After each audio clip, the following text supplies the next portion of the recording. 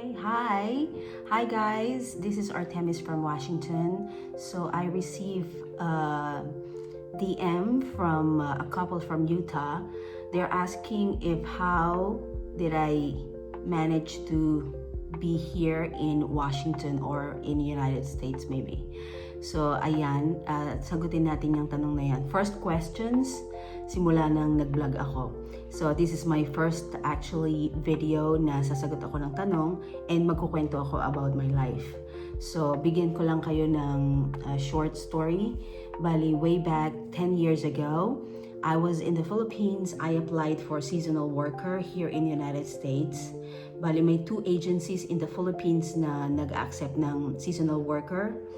Then, during the time, magulo na kasi yung mga agencies na yon kinasuhan sila ng human trafficking, ng government, something like that. So, magulo. And, fortunately, nakaalis pa rin ako. And, ang una kong state na napuntahan dito is Rhode Island. So, sa Rhode Island ako una nagtrabaho for a couple of months. That was summer season in Rhode Island. Then after Rhode Island, I roll over in Arizona, Phoenix, Arizona, and then nagtrabaho ako sa Westin Hotel as housekeeper.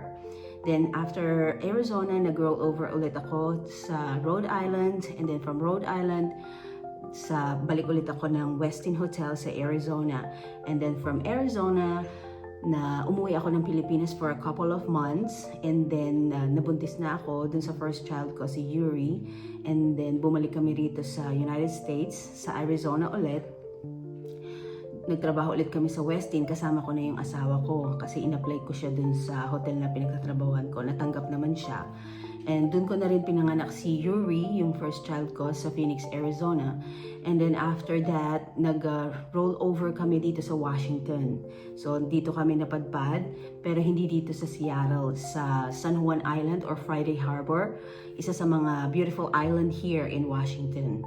So doon nag-work kami ng summer season for a couple of months.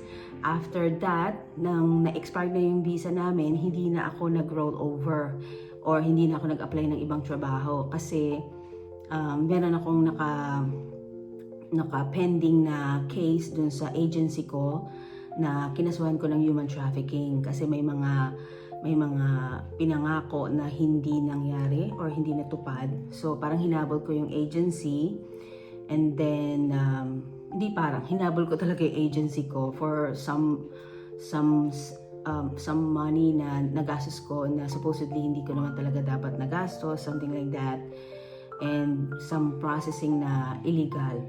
So while waiting for the pending case ko dun sa aking agency, lumipat kami from San Juan Island to Seattle in Washington, and then wala kaming trabaho kasi wala na kaming papel, wala na kaming permit, wala kaming work permit, wala kaming visa.